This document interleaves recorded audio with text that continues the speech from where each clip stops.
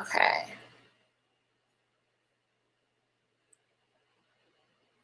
Okay, so let's get started. All right, so we are going to be doing Eloquent Rage. Is a book we're reading on the general track by Dr. Brittney Cooper. I have emailed her. She hasn't gotten back to me, but it's very hectic times here in the United States of America. Well, everywhere is very hectic times. So I'm going to follow up with her. I'm having some rosé because quarantine times means we're having cocktail times. My birthday is next week. It's going to be tragic because we'll be in the house still. But it's all good. All right, so this is the midpoint discussion. We are going to discuss the first 6 chapters of this book, which is basically means I'm trying to get to the chapter page. Means we are going up to grown woman theology. So basically up to page 146 of the book. Now, I know a lot of you have probably gotten through this book pretty quickly. It's a very easy read. And if you got it on Audible, it's a very easy listen. Brittney Cooper is amazing. And I'm so happy that we're reading this because she has had her hands on just every book we read thus far. Joan Morgan's, which Chicanos Call Home to Roost, A Voice from the South, and Sula. She all in the literary world, she is someone who, and in the sociology world, in the Black feminist theory world, she is someone that people constantly reach out to because she just obviously has an eloquent way of packaging what won the rage, and to these intersections for Black women and the Black feminist theory that undergirds all of that. So this is what we're going to be discussing. Now, I cannot say it enough, but you should definitely get the syllabus for this. It is very thorough, very well done. It was drafted by Samantha Brown of the Syllabi cohort. You can go to smartbrown.girl.com/syllabi to purchase your syllabus. And this one is really, really good. It's 21 pages. So there is a ton of, did I say information? I think what Samantha did really, really well for this syllabus is really ensuring that you can because this book is a really easy book to read. I think as a Black woman, you probably, for me, when I initially read it, I just read it. And I just kind of skimmed through it because everything she said, it was oh, okay, I get it. And there were certain things I didn't necessarily agree with, but I didn't necessarily, reading this on my own, I wasn't giving it a whole lot of deep thought because it just was oh, this is a good read. It's yes, girl, yes. Okay, maybe not, girl, but yes, girl, yes. And I wasn't really interrogating anything. And I think Samantha does a really, really good job of setting up the questions and giving you the context of which you can think a little bit deeper and really get some of the points Dr. Cooper is making to stick. And really, even if you agree or disagree with her, for you to be able to come up with your own sort of theory or your own ideology and reaffirm that on whichever end of the spectrum you end up while reading this book. But I'm super happy y'all are joining us in this. Let's see how many people are on here. And of course, if you are an insider, you get it for free. It's on your insider dashboard. Try to get some bookmarks printed right now. The insiders will get the bookmarks for free and everyone else will be available for purchase. But the coronavirus is kind of intercepting my ability to get certain things done. All right, so to join me in the live chat, you can use this link. It's not letting me copy and paste that link though. That is so interesting. Is there a way to share the link? Oh, here it goes. Duh, I'm slow. Let me post it in the comments so you can see it. If anyone wants to join me on the video discussion.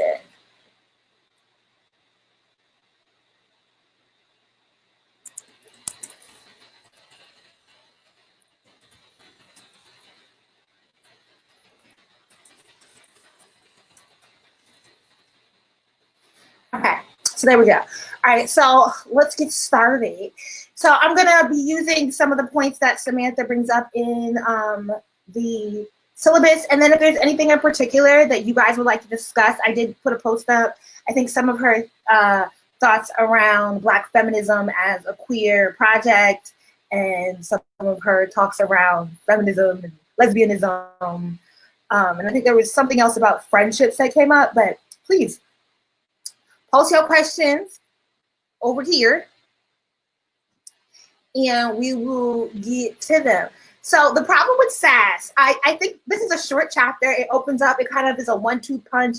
It's quick, to the point. And I mean, for me, it really reeled me into the book because it's like, oh, okay. I get it. I see it. It's like, yes, this is a shared experience that we have. And then when she was talking about how the title of Eloquent Rage even came about while she was teaching at Howard University, I mean, I related a lot to the book because I went to Howard for like a semester, but still, you know, I owed him his money. So we are Howard alum. Tanish joined.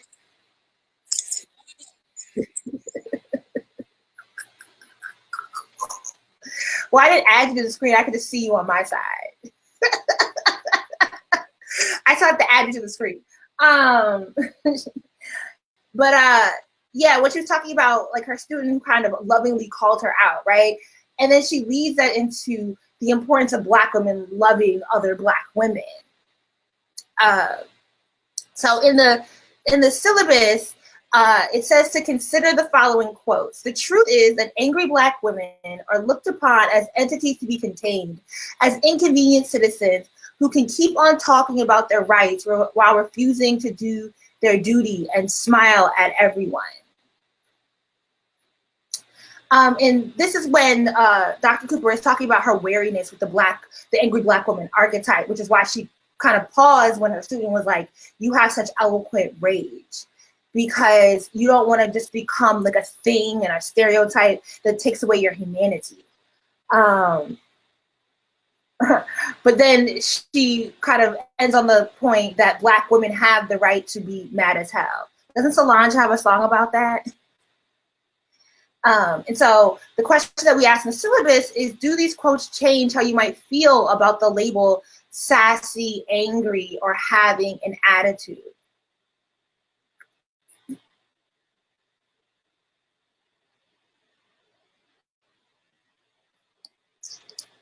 And then, what types of media have you seen? So it can be movies, shows, commercials, that portray the sassy Black friends. And what are your opinions on this type of representation? And what media can you identify which represents, oh, this is a big ass word, profundities. I know what the word is, I just can't pronounce it. Profundities of Black women, and does the stereotype get perpetuated, reframed in it? So one, we're asking, do you have examples of like the sassy Black friend where it's positive, where it doesn't place Black women into this narrow box? Or is every sort of archetype set around sassy or angry or having an attitude portrayed by Black women consistently portrayed as negative?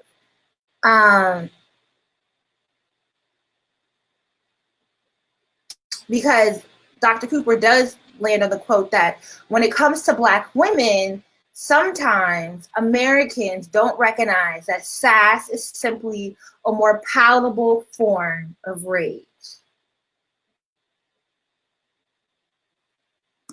So if you have any thoughts, you can type them out or join the chat.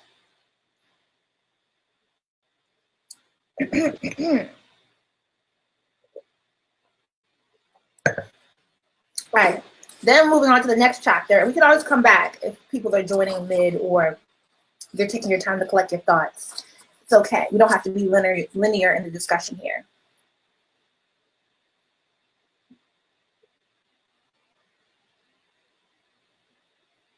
All right, so the next chapter is capital B, capital F, and I feel like people really had thoughts on this chapter in particular, because this is where she, like, you know, obviously this book is a Black feminist book, right? There's no hiding that.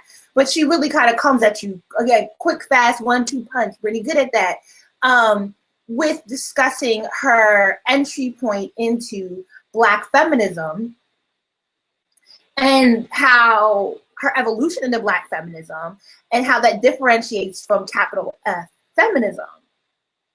If you are someone who left a comment previously about this chapter, please, within the group, please leave the comment on the chat so we can discuss the points that you brought up within your own reading. In the chapter, I really related again to a lot of this journey because I had a similar entry point into Black feminism, and I like that Dr. Cooper, who is someone who's very esteemed in the modern world of Black feminism, acknowledges her own kind of that she felt some of the stuff was too academic or too laborious to get through. You know, she name checks Joe Morgan. Obviously, she wrote the foreword for the most recent edition of When Chicken Has Come Home to Roost. And she acknowledges that for the era that the book was written in, it really brought in Black women as a whole to be allowed to find their crew of hip hop feminists. And she says Morgan gave her the terminology that she needed in order to actually understand that she herself could be a Black feminist, because at most she was at the time. And I've seen this sort of same kind of thought come about in the group. And, you know, when I discuss Black feminism on my YouTube channel, that I'm not a Black feminist, but I'm a womanist. And for Dr. Cooper, she's saying, well, I hadn't really even interrogated or really read up on womanism per, you know, the term that Alice Walker coined. I was just trying to distance myself from something that I really couldn't grasp a hold of. And the crazy talking crazy. And, you know, her friend telling her to read an essay by Deborah King was really the entry point by which she started to delve into Black feminism.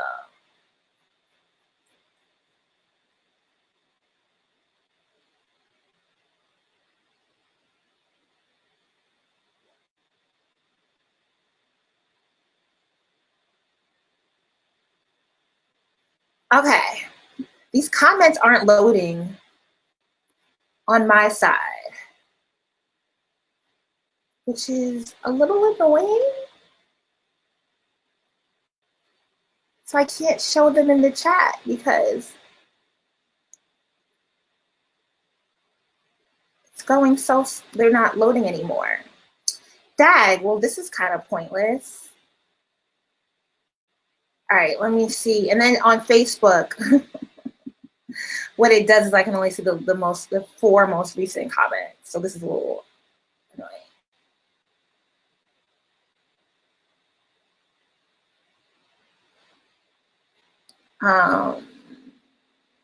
I'm worried if I refresh it, what happens? Ooh, hold on 1 second. Let me try to see what happens if I.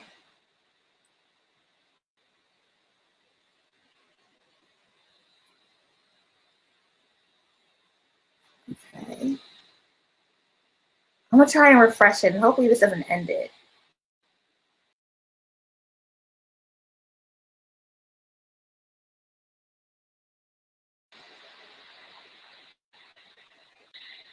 Marjay, did you intend to join? Did you want to add a point? Okay, I'm gonna add you. Oh wait, hold on. Let me add you. Hello. Can everyone hear you? Okay, I think I can hear you now. Oh no, I heard like a sound and then it went out.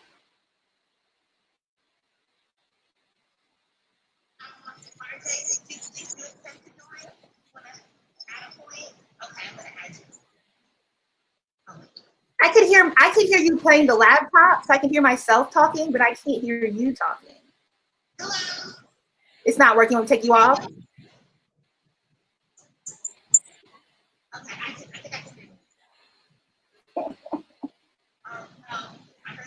Okay. You can try again. I don't know what happened. I could hear my laptop. I think it's probably her microphone setting. Oh man.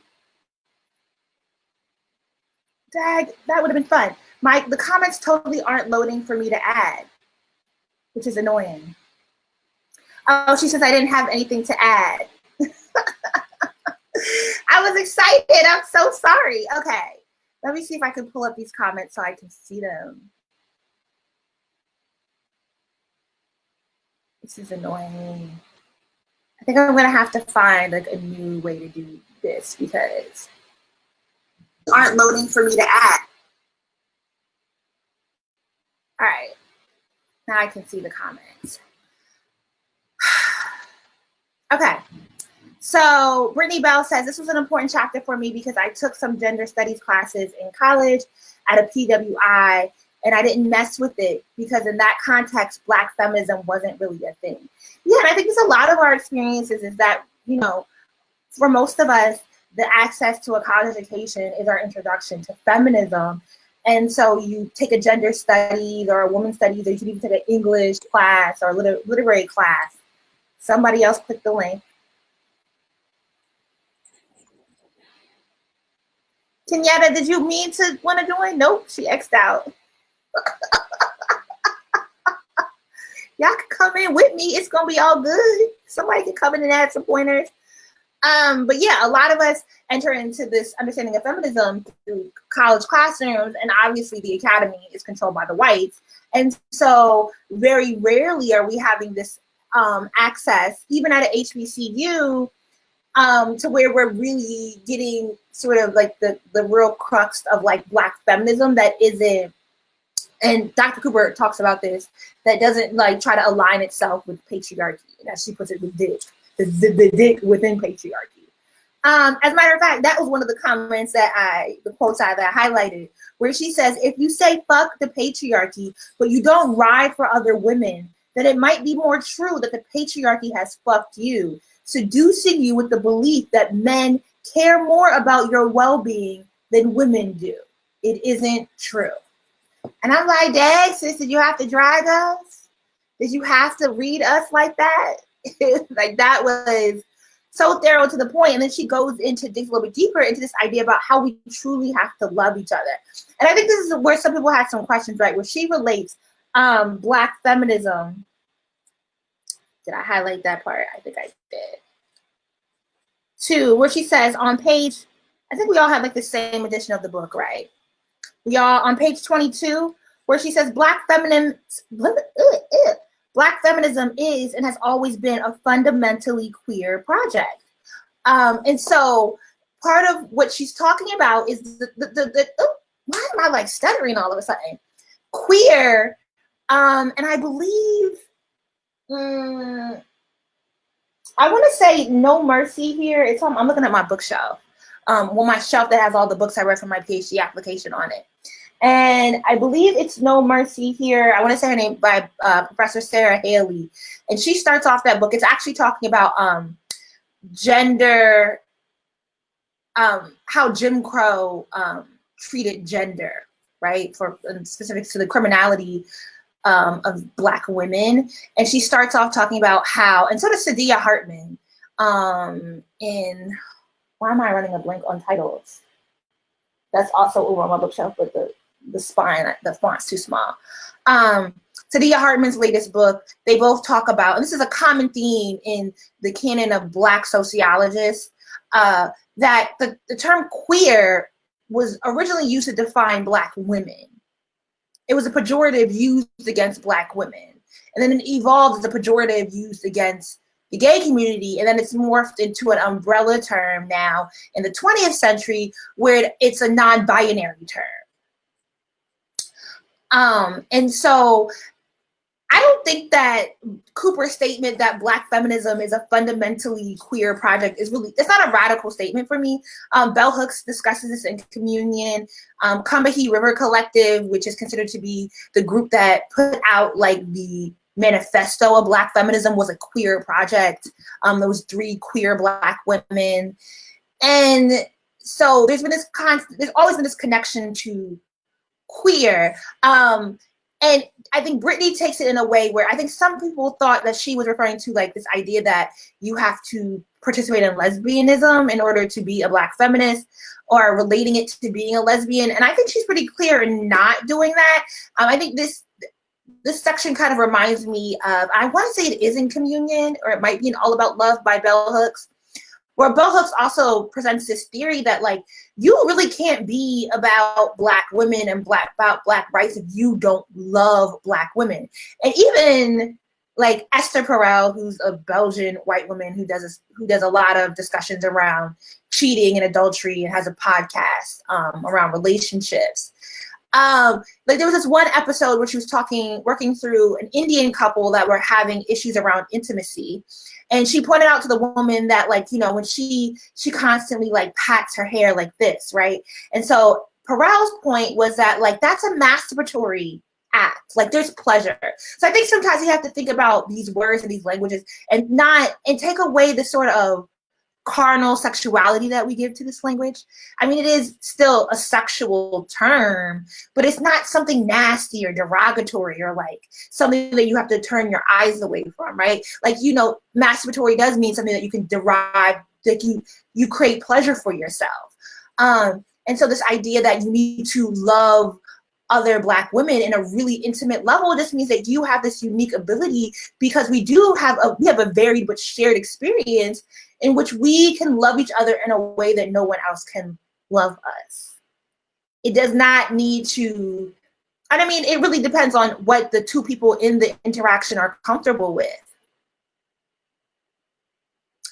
Tanisha is saying, I think Black women are the only ones who have loved Black women always. This is so delayed. Man, am I foggy on the screen? I probably am. I'm gonna have to like improve my Wi-Fi. It's like 2 bars on my side. This is so whack. Hold on.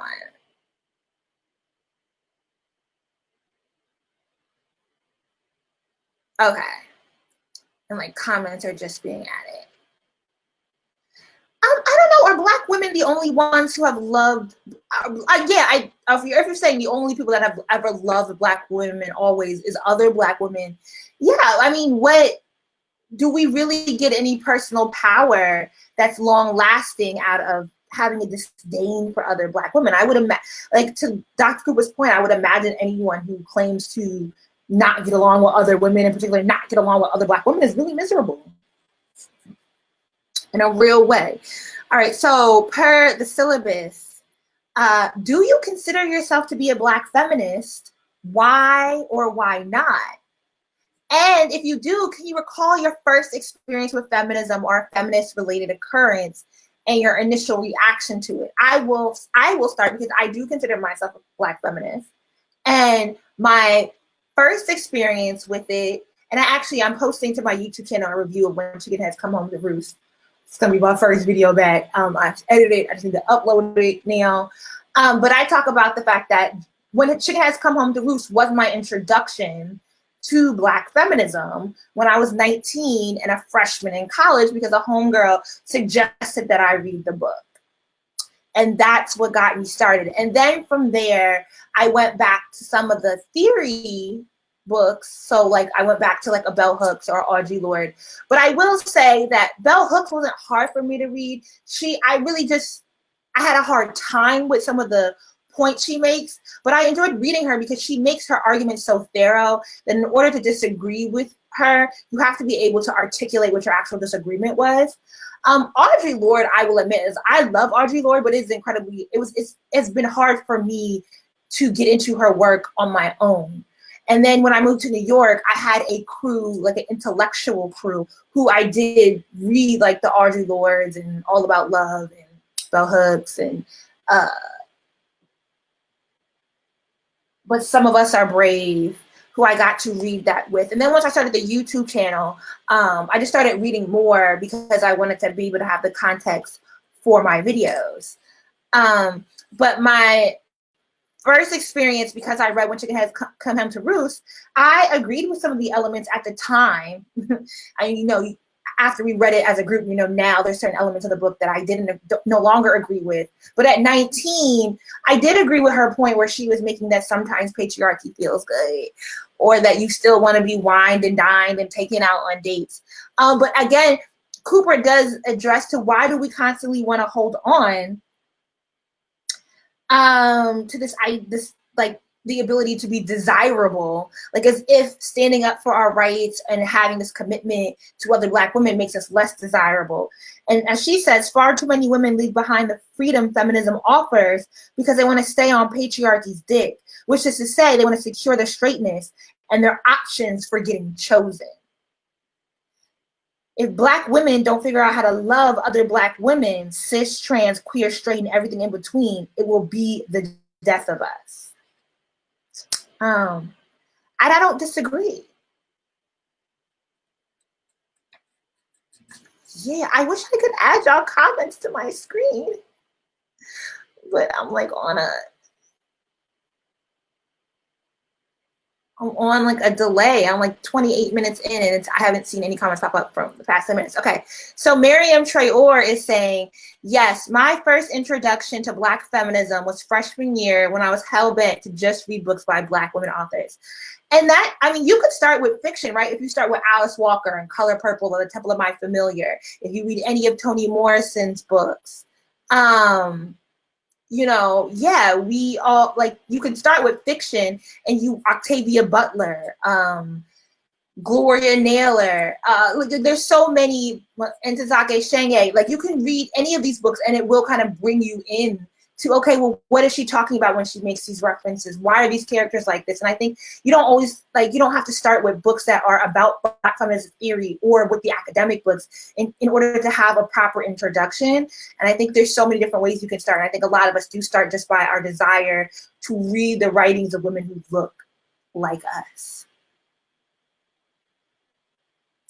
When I read that line, all I heard was pick me's, Joy Lee.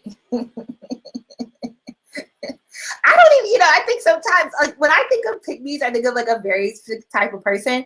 But, you know, when you really interrogate, like, who is a pick-me? I mean, a lot of folks have pick-me qualities. I don't think people are always consistently pick-me's, but I think we all have, like, we all have our times when we fed into this notion of desirability and wanting to be valued over someone else. And it's seductive, right? This idea that you can be seen as better than someone else. Like, you have to put a real conscious effort into not feeding into that trap.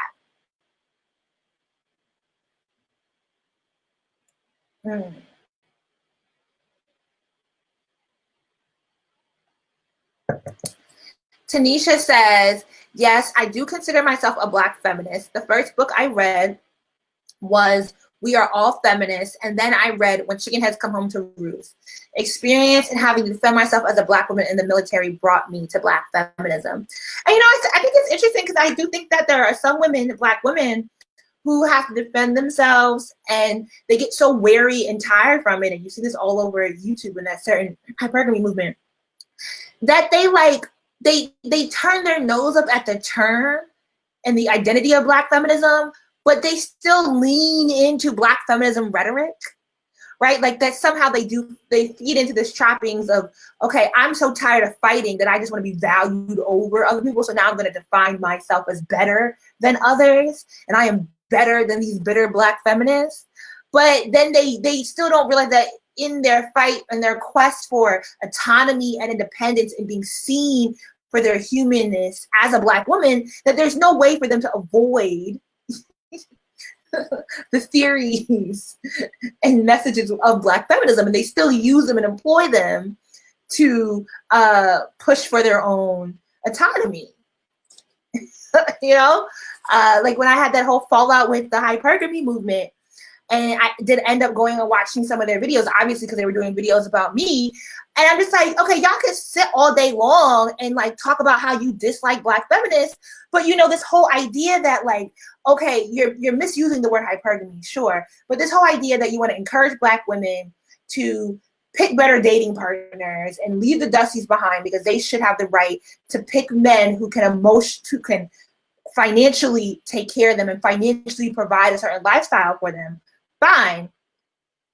But when you talk about they need to divest from Black feminism because they are tired of doing the work of a community that does not, you know, fighting for the Black community, and they need to divest from Black men because I'm no longer your mule. Like, no longer your mule is like a Black feminist, like that's from that's like Beverly and Barbara Smith. Like, you know, this whole idea that we have to require, like, yeah, and I mean, Black feminism does not necessarily divest from the Black community, but it does say that I can put my foot down, and I am tired, and I do deserve grace and peace and space because I have done all this labor, and how have you labored for me?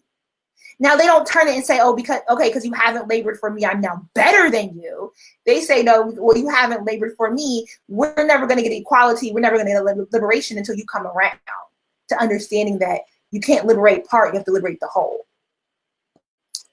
Brittney says, I once told my pastor to stop telling women how they need to save themselves and not telling the same to men. But I swore... Oh man, I think we've all had those moments, right? Where we're like, ew, no, I'm not a bra burning, grow my armpit hair out long feminist. But then we say something like, no, you won't respect me though. And it's like, bitch, you a feminist. You just ain't know it yet. You just ain't know it yet.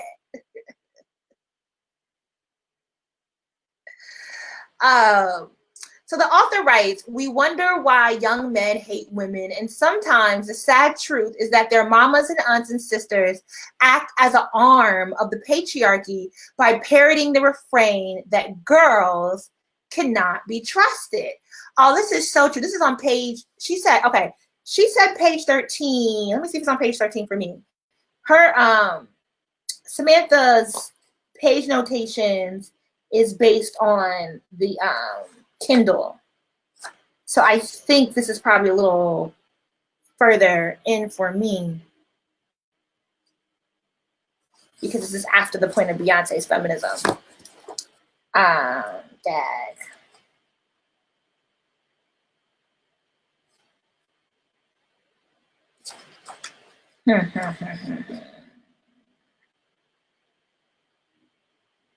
All right, I'm not going to find the page number, but I'm pretty sure based on where we have it at in the syllabus that this is towards, oh no, maybe it isn't.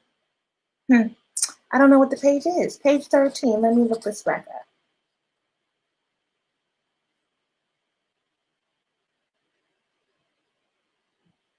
Oh, it's on page 14 in the copy that I have.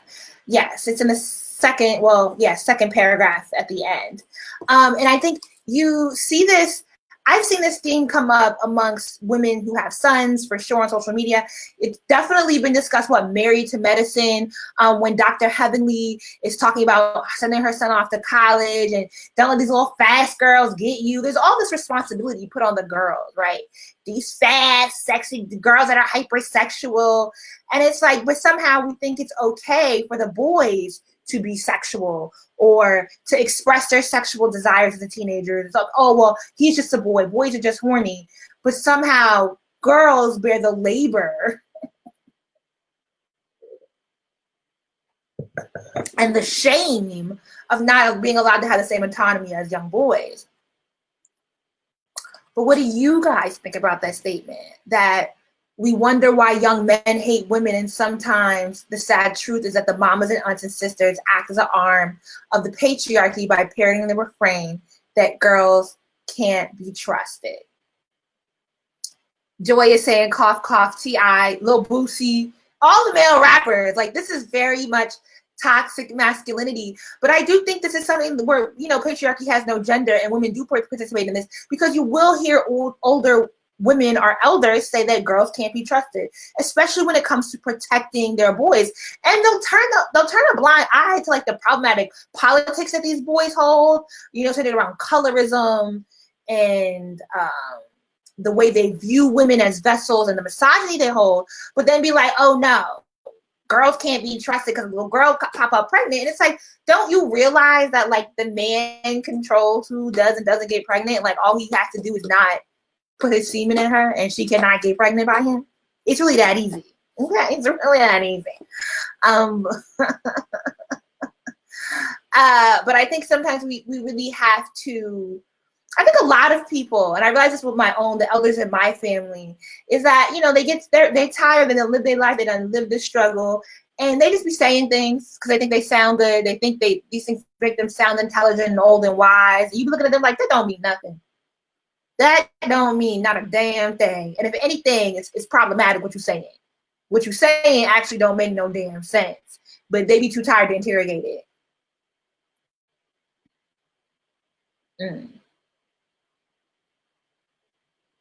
Joy says, yes, I've always said that the only way patriarchy can flourish is if women help hold up a leg of it.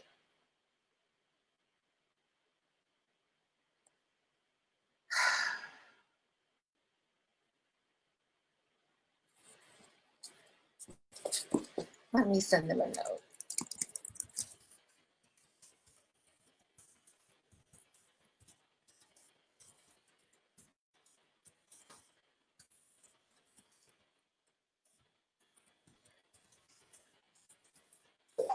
I really just have to get a new platform because I'm annoyed that the comments, I can't add the comments to the screen here. But if anyone wants to join the video, y'all can use the video link. Don't be scared.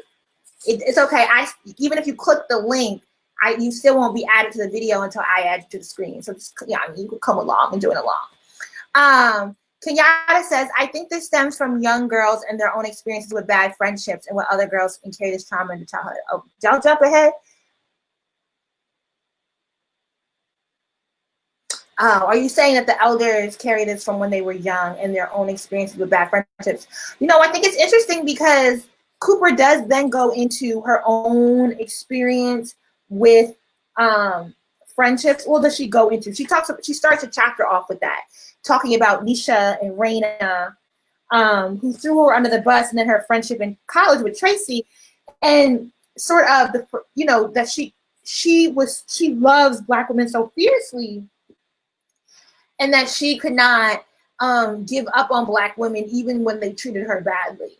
You know, that she would always take the Black woman back. Yeah, and it's like, okay, so if we are so committed to loving each other because we know we need each other, but we still can cause great harm to each other, what do we do with that trauma? And I think there is a point to where like that trauma comes back up and how we hold on to patriarchy and we, give it a leg up. All right, so let's talk about her Beyonce and Lemonade, which she discusses in the capital B, capital F chapter.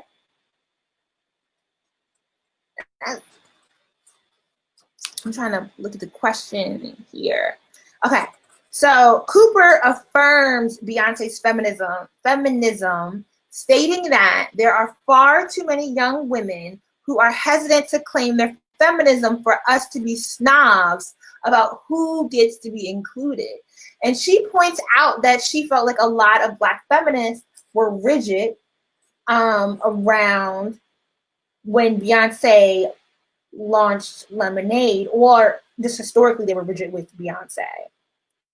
She says, until the release of her magnum opus, Lemonade, an album so self-consciously about the interior lives, struggles, and emotions of Black women that even most of Bay's haters had to bow down, I have never seen so much vitriol, particularly among Black feminist women, as I have seen in their reactions to Beyonce. Never. They simply didn't believe that the pretty, light-skinned, affluent, superstar Black girl could really love other Black girls. For most of us, her pretty privilege conjured up the mean girls we encountered at 12 and 13. But something about seeing Beyonce shine makes this particular truth go right out the window. We could all call it defenestration of feminist common sense. It's as if the girls who were bullied finally have the chance to be the mean girls, and where Beyonce is concerned, they embrace that role with gusto and absolutely no sense of irony.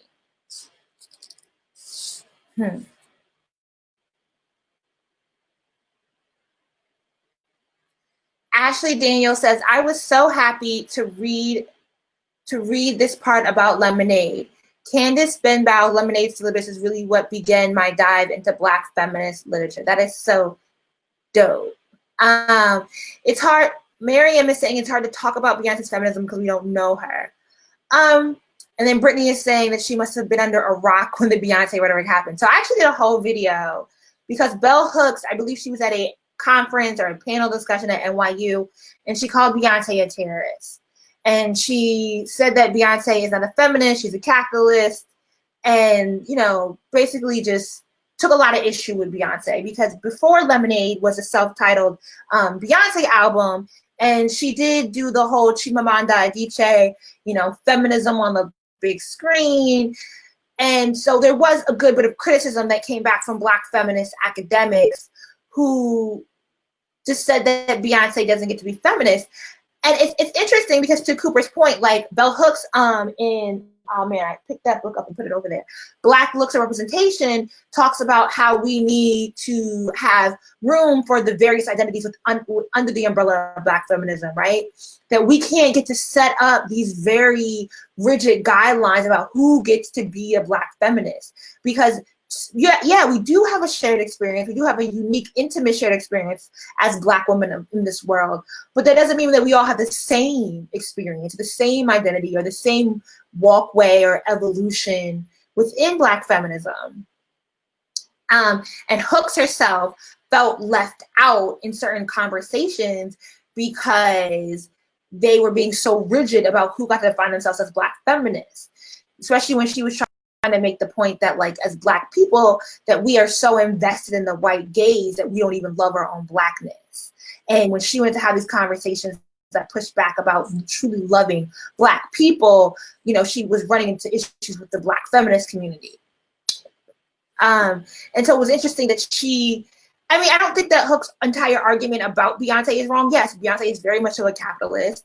And I do think some of the ways she talks about money for both her and Jay-Z, she should be, you know, there should be pushback on. But who are we to define? If Beyonce comes out and says she believes in the equality of women and she believes in feminism, who are we to be like, no, you're not a feminist? I do think you can push back when you're saying, okay, are you just doing this for sales, right? Are you commodifying it? But then also, like, you know, she's putting this on the screen, and she's opening up a whole new world of people who would have never tuned into this because all they do is pay attention to pop culture. She's opening a whole new world of people up to not only feminism, but also to Chimamanda Adichie and to the literature. And, you know, it's an entry point, right? It's a starting point. It's a gateway. And she's opening up the conversation. And so, as Cooper says, that she felt it was unfair the way Black feminists were saying that Beyonce could not be a feminist.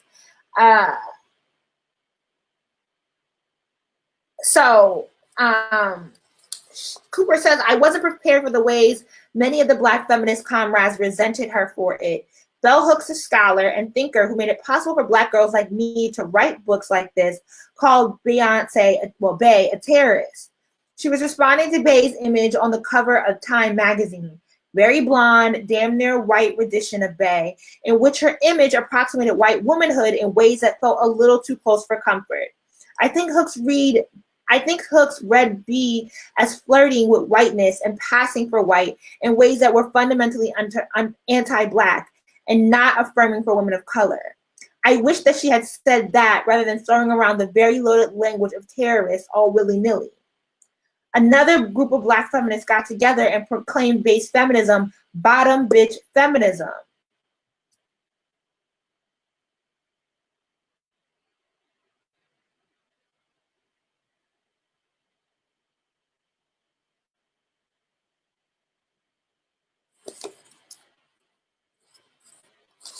Hold on.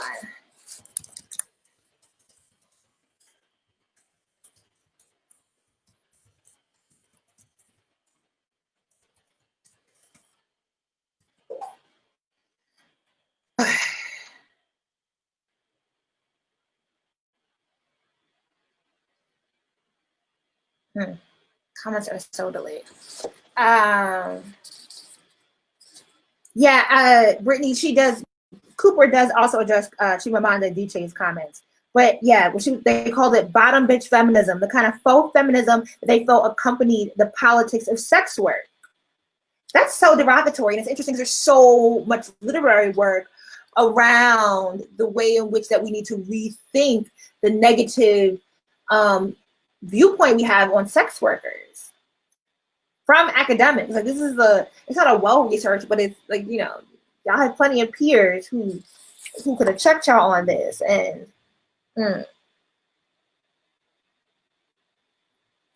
but the point that Cooper lands on is that Black feminism is not a reactionary project. She says this after addressing, everyone is going to address the Twitter outrage, that social media outrage that spills over so often, and why Dr. Cooper herself does not parlay or participate too often in the dragging of white women, right? Because not everyone is worth your time or rage. My job as a Black feminist is to love Black women and girls, period. Finish. This is.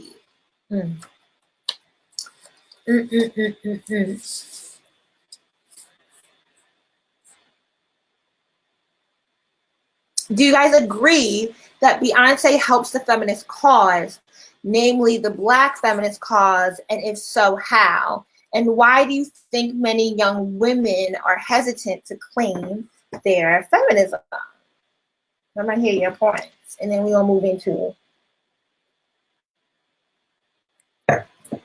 Chapter 3, Strong Female Leads.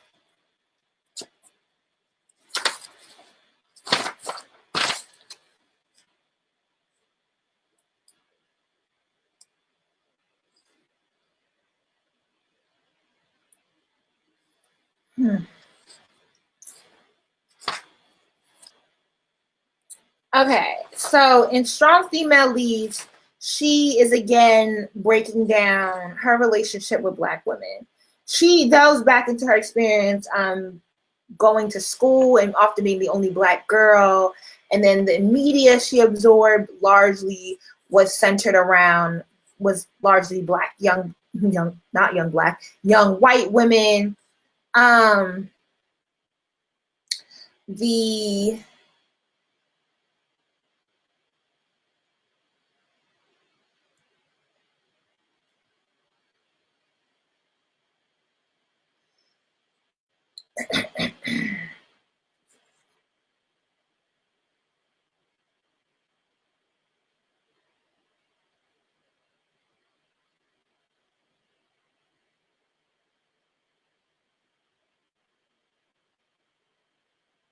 But the way she absorbed the media that surrounded white women and how that impacted her own childhood and then her own pursuits as an adulthood. Okay, but I'm getting these comments that are answering my last question. So let's take a step back and see what it do. Okay. So Miriam says Beyonce is a good introduction to what feminism is. Tanisha says, I think there are points made later in the book of why so many women reject the terms. All right, well, when we get to them points, make sure you bring them up for me. And Janice says, I do agree because she opens up a more unlikely audience to femininity. And Joy Lee is, the question I had was, can you be a feminist and a capitalist? And also, I think there was a change in Beyonce's style, for lack of a better word, after she let her dad go. I do think there was a distinct change after Beyonce let her dad go.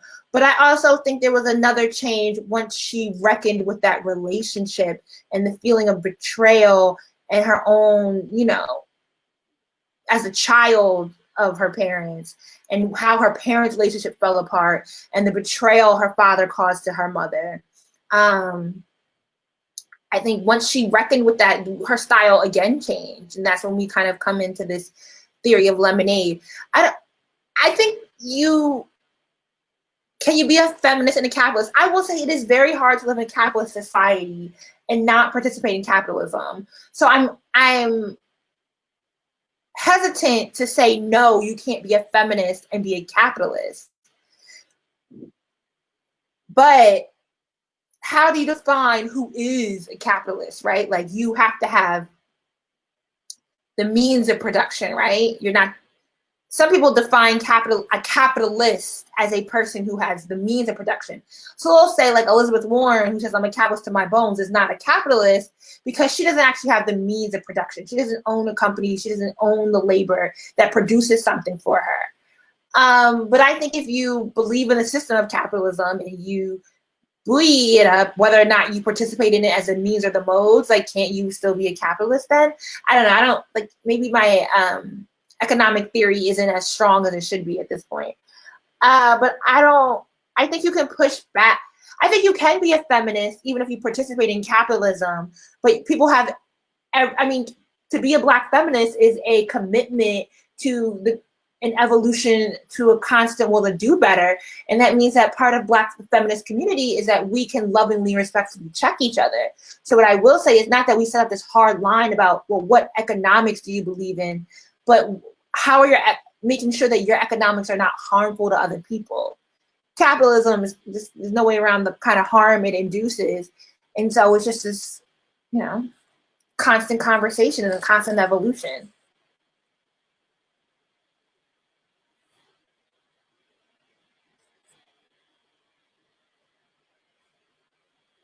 Tanisha says, I think Beyonce came into her Black womanhood when she became or revealed herself to be a Black feminist.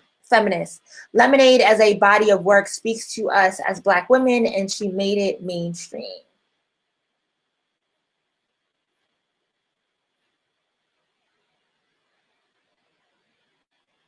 Okay.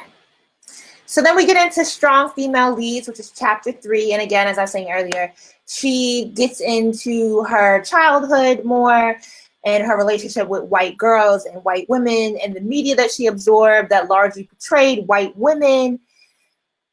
And she refers to her relationship with white women as complicated.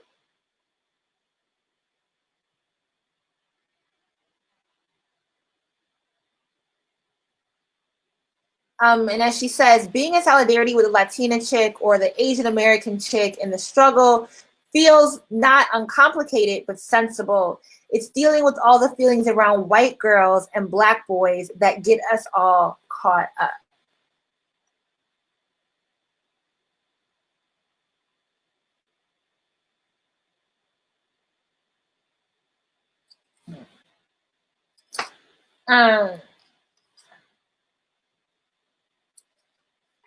Do you agree friendships with women of different ethnicities might be less complicated or more sensible? And if so, in what ways?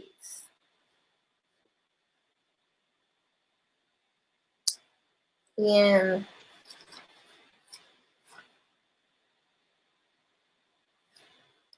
I think for me, it's that when particular to my relationship with women outside of my race, yeah, I still think there's a level of complication to being friends with like a Latina, not an Afro Latina, but like maybe a white passing Latina or an indigenous person, right? Because there's some sort of, there is still shared experience, right? But there's a different culture, and there's also a different ways in which, you know, there's a ladder, right? There's a hierarchy. And the same with like Asian women, right? Asian is a really broad term, but like being friends with someone who's like maybe Chinese or Japanese or Korean, or being friends with someone who's Southeast Asian and kind of brown, and there's still like a level of, it's still complicated, right? Because there's still a way in which they can enter into the Black community and ways in which we cannot enter into their community.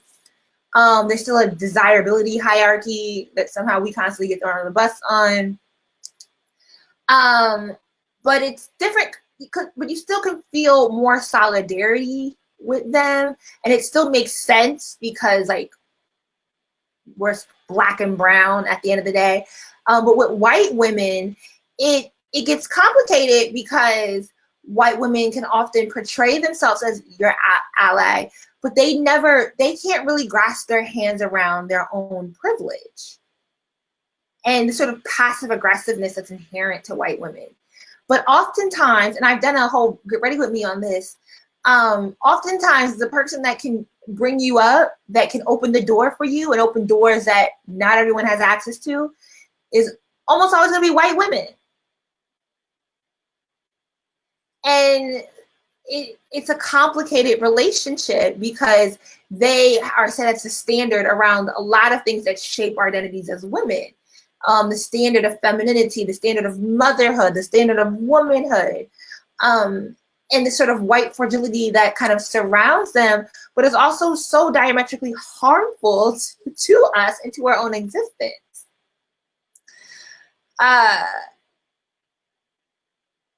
If you have been friends with women of different ethnicities, have some been more or less supportive, and why?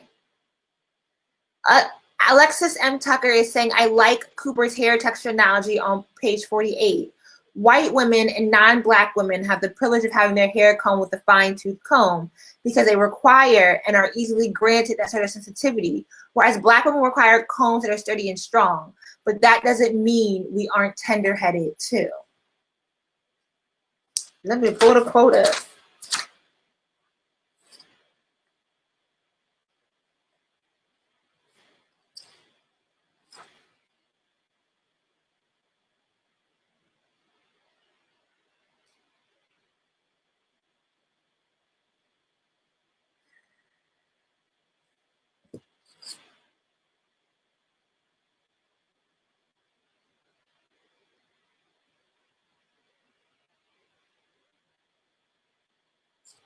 Oh yeah, because she opens a quote with saying that white girls are exceedingly tender-headed, and so there's all this, and that is a really good analogy, as you're pointing out, Alexis, that like white women and non-Black women get the understanding that they have sensitive scalps, so the combs are made a certain way, and their hair is treated with a certain sort of gentle and tenderness, and it's just assumed that like everything needs, like pre the natural hair movement of the 2010s, it was assumed that anyone who couldn't just have their hair tugged and dragged on was tenderheaded. And it's like, no, we deserve the same grace and care as these other girls. Like, please protect our hair follicles. Miriam is answering the question, if you have been friends with women of different ethnicities, have some been more or less supportive, and why? And she says, nope, still complicated, and you can always find commonalities with other groups of women. However, it comes with a whole lot of explaining on how you express your femininity.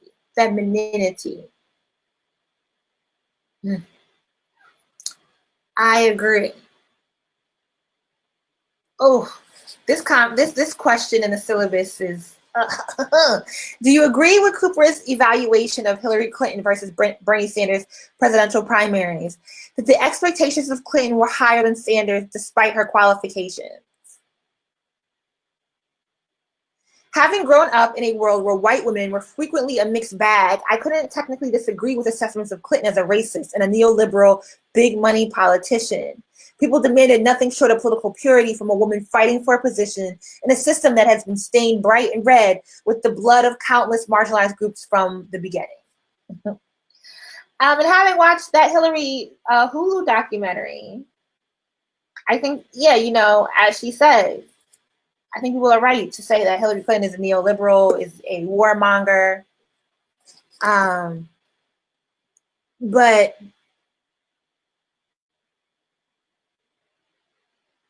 are the comments finally popping up now on the side?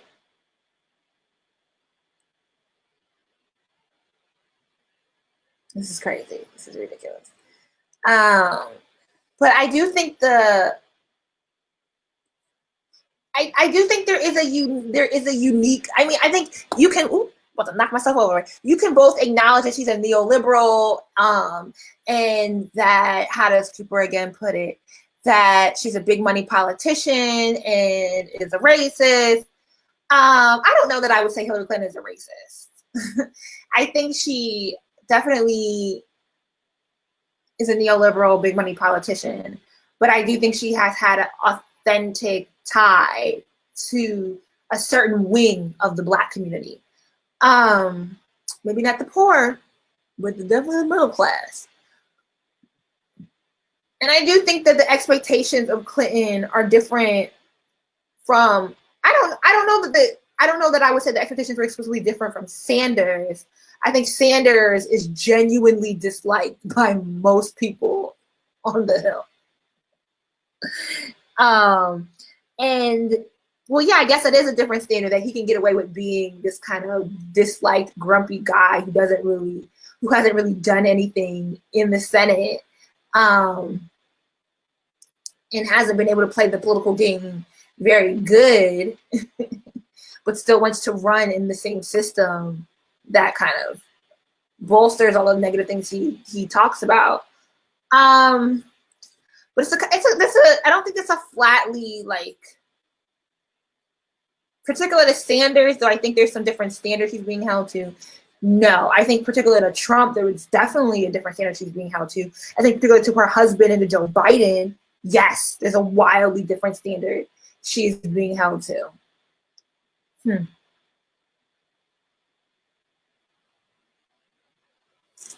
Yeah, just a little bit more complicated with Hillary. But I thought the Hulu documentary was good. All right. So The Smartest Man I Never Knew, Chapter 4. We've been on this for so long. We might just have to do like another one next week. We got time. Because we only talked about the first 3 chapters. There's so much discussion. Actually, I think I am. I'm going to stop this here. And we'll come back. And I'll set one maybe for the day after my birthday. We can do a discussion each week, wrapping this book up. I'm still trying to get Dr. Cooper to come. So maybe that's what we'll do. We'll count this as the first one. Is there 12 chapters in this book? Hold on, let me count. Yeah, there is 12 chapters. So we can come back and we'll do 3 more live chats on this book because there's so much to talk about. So, and the syllabus is so thorough that it brings up so much discussion. So we can come back next week and do the next 3 chapters. Well, we'll do 2 live chats next week and then the final live chat at the beginning of April. So we'll do one for chapters 3 through 6, then the next one for 7, 8, 9, and then the final one, hopefully we can get Dr. Cooper to come on. And we can go from there because this has been really long and I want people to be able to come back and watch it and not feel overloaded. And we've been on for a little over an hour with a little bit of hiccups, but thank y'all for joining. Get y'all notes ready. I want people to join me via video next time, so come be ready. And I might have to get a new, I paid for the streaming service so that we can add your comment to the screen, but it wasn't at all working this time, so I might just invest in doing this a little differently the next time. All right, but thank y'all, and everyone have a good night, and stay coronavirus free, please. So I guess stay in the house. Bye, y'all.